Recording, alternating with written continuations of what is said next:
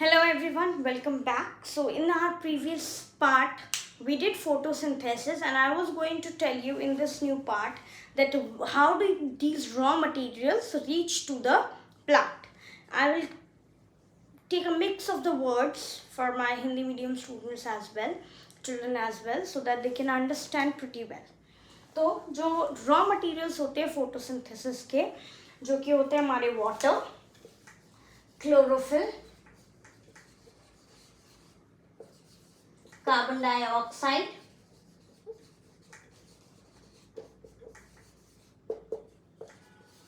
and fourth, sunlight.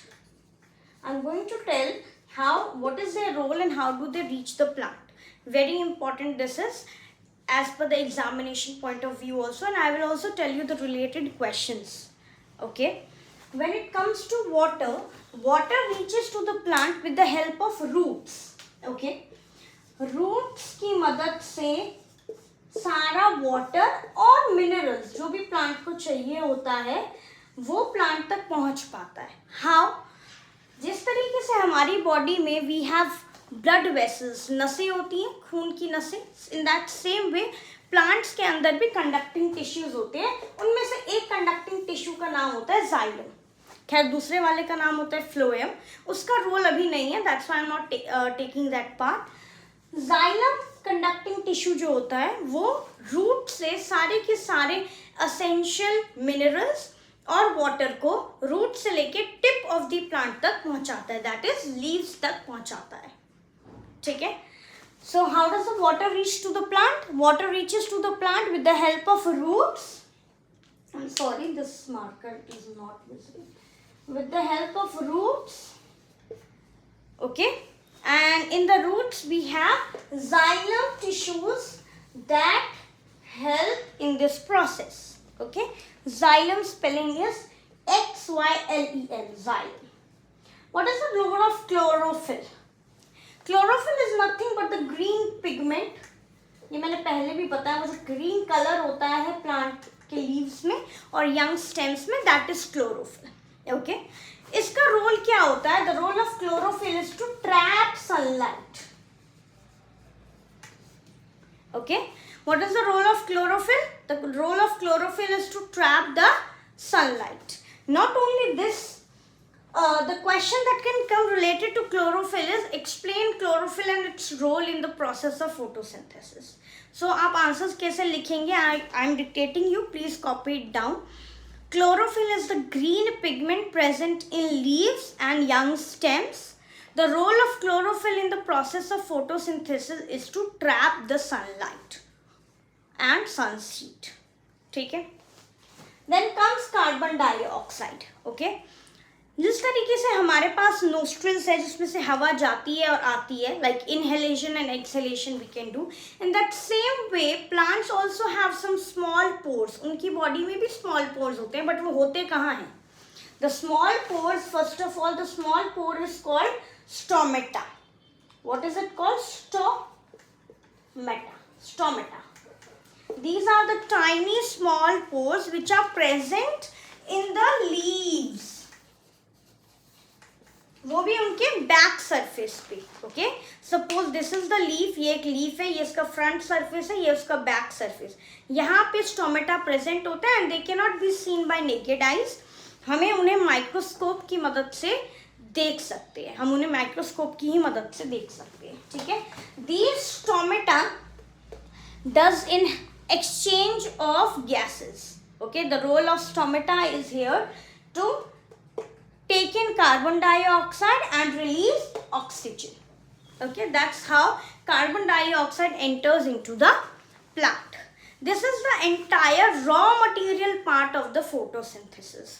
I hope it is clear to everyone. When it comes to questions related to these parts, I will give you list of few questions. I am dictating orally. If you want, you can write down. Question number 1 is, like I said, explain photosynthesis. Okay. Then, what are the raw materials of photosynthesis? How do each raw material enters into the plant body? What is chlorophyll? What is its role? What is the role of stomata? what is stomata. Okay, and yeah, that's it. Okay, this is the raw material part. Let's come to the product part, कि product का क्या role हो. Now moving to the products of photosynthesis. What are the products of photosynthesis? It is again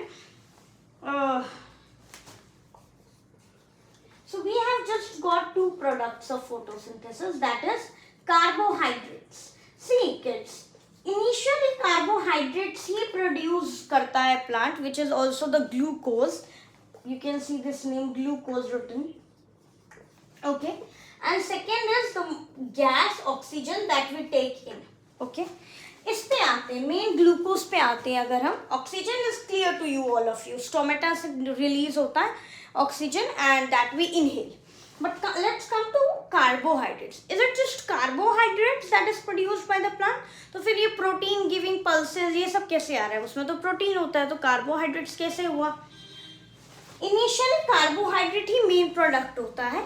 इसके अलावा plant जब और भी बाकी मिनरल्स जैसे कि नाइट्रोजन, कार्बन तो ऑलरेडी होता है, कार्बन के साथ जैसे नाइट्रोजन का यूज करने लग जाए तो वो प्रोटीन भी प्रोड्यूस करने लगता है.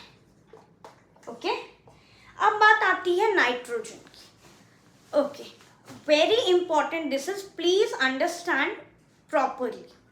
प्रोटीन गिविंग प्लांट्स को नाइट्रोजन चाहिए होता है. Nitrogen is the most abundant gas present in air. But still, the leguminous crops or the legumes, the protein giving plants are called legumes.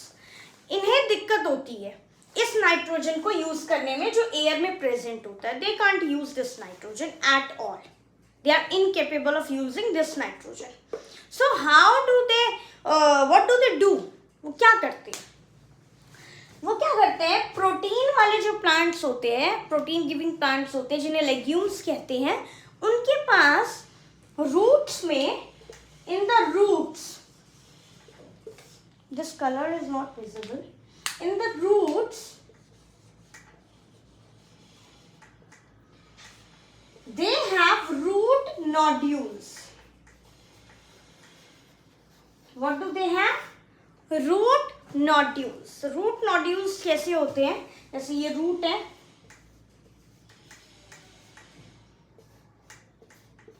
इसमें ऐसे वाइट वाइट वाइट वाइट ऐसे nodules होते हैं इस तरीके से. इन रूट नोड्यूल्स में एक बैक्टीरिया रहता है. उस बैक्टीरिया का नाम है राइजोबियम बैक्टीरिया. ठीक है, इस बैक्टीरिया में ये एबिलिटी होती है कि वो इस नाइट्रोजन को जो कि एयर में प्रेजेंट होता है उसे उस फॉर्म में कन्वर्ट कर दे जो कि प्लांट यूज कर सके प्रोटीन सिंथेसाइज करने में. Understood kids? I will repeat it again.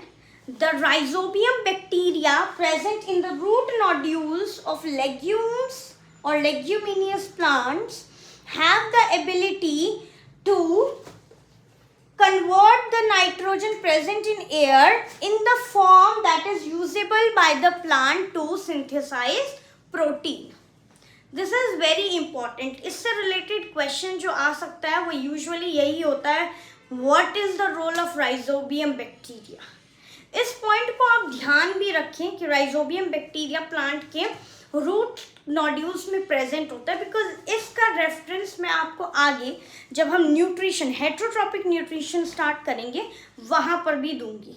तो आई होप अभी तक का सारा आपको समझ आ गया होगा. If you have any doubt you can write it in the comment sections. I have orally dictated you the questions that are important as per the examination point of view.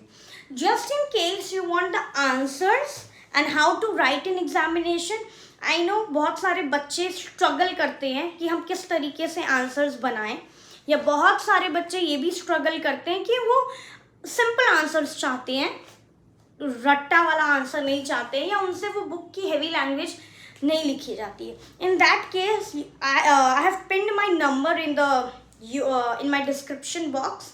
Please message me there and I will help you. Now, we are going to start the another mode of nutrition in plants. I have made this clear कि ये chapter सिर्फ और सिर्फ plants के ऊपर है, इसीलिए हम ग्रीन प्लांट्स जिनमें ऑटोट्रॉपिक मोड ऑफ न्यूट्रिशन होता है and they are called autotrophs, वो ऑलरेडी कवर कर चुके हैं और उसमें ज़्यादा हमारा पोर्शन है भी नहीं. But now we are going to study about the non green plants, जिनमें मोड ऑफ न्यूट्रिशन जो होता है वो होता है heterotrophic mode of nutrition.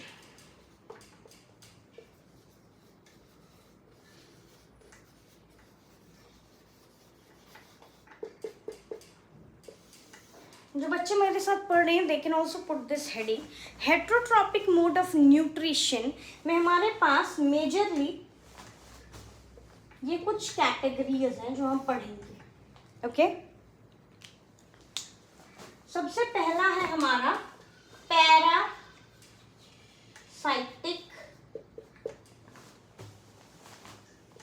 Saprophytic,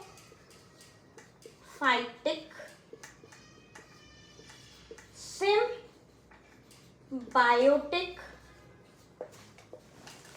insectivorous.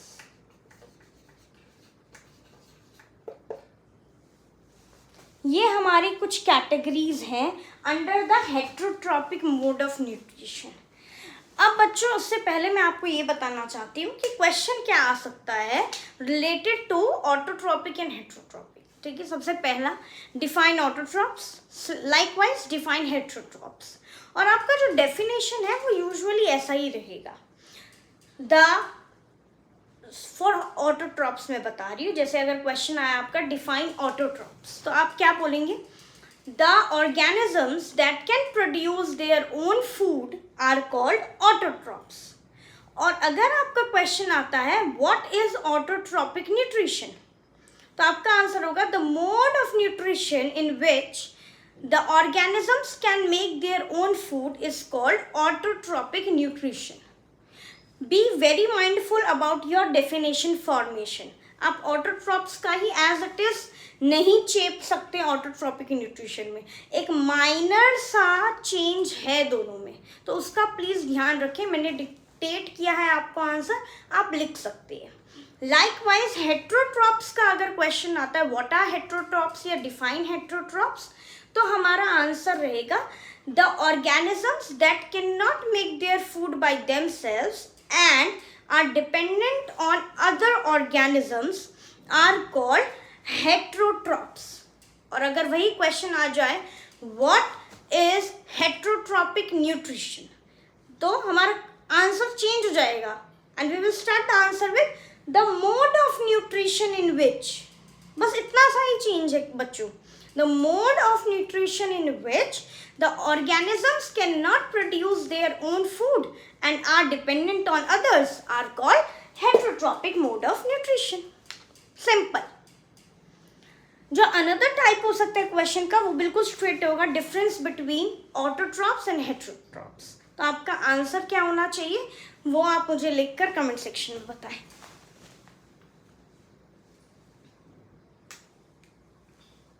Okay, let's begin with, ये आपने आई होप सबने वेब चार्ट जैसा बना लिया होगा. If you are making notes along with me, we will first start with parasitic.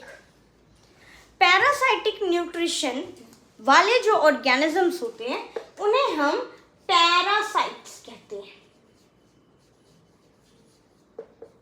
आपने सुना भी होगा लोगों को ये बोलते हुए, ही सच अ पैरासाइट. पैरासाइट मतलब जो चिपक जाए, ओके, जो चेप हो, दैट इज पैरासाइट. तो पैरासाइट्स वाले जो ऑर्गेनिजम्स होते हैं वो चिपक जाते हैं किसी दूसरे ऑर्गेनिजम्स में, ओके. और क्यों चिपकते हैं? उसके भले के लिए नहीं चिपकते हैं, अपने भले के लिए चिपकते हैं, ओके. तो पैरासाइट्स वो ऑर्गेनिजम्स होते हैं, और क्योंकि हम सिर्फ और सिर्फ प्लांट्स का भी पढ़ रहे हैं, नॉन ग्रीन प्लांट्स का, तो parasites are those plants which derive their nutrition from another green plant. Please be careful. ये ऑलरेडी नॉन ग्रीन प्लांट है, अपना खाना खुद नहीं बना सकता, तो किससे चिपकेगा? एक ग्रीन प्लांट से चिपकेगा, ओके. और जिस ग्रीन प्लांट से ये पैरासाइट चिपकता है उस ग्रीन प्लांट को क्या कहते हैं? Host. Okay kids, I hope आपको समझ आ रहा है what I am trying to say. Parasites are the non green plants that derive their nutrition, जो अपना न्यूट्रिशन लेते हैं किससे? From the green plant. उसके ऊपर चढ़ जाते हैं. एक ग्रीन प्लांट है, सपोज ये ग्रीन प्लांट है, इसके ऊपर पैरासाइट्स ऐसे ऐसे ऐसे ऐसे चढ़ जाएंगे और जो भी खाना ये ग्रीन प्लांट फोटोसिंथेसिस के प्रोसेस से बनाएगा वो इससे वो छीनते रहेंगे. ठीक है, जब तक ये पेड़ कमज़ोर नहीं हो जाता, मर नहीं जाता, तब तक ये चिपके ही रहते हैं. ठीक है, तो ये तो पैरासाइट हो गया. और जिस ग्रीन प्लांट पर ये चिपकते हैं उसे क्या कहते हैं? Host. Okay, so these are parasites. I hope I am clear to all of you. The example for parasite is Cascata, Deodar. Hindi में हम उन्हें अमरबेल भी कहते हैं. For more saprotropic symbiotic insectivorous, we will cover it in another part.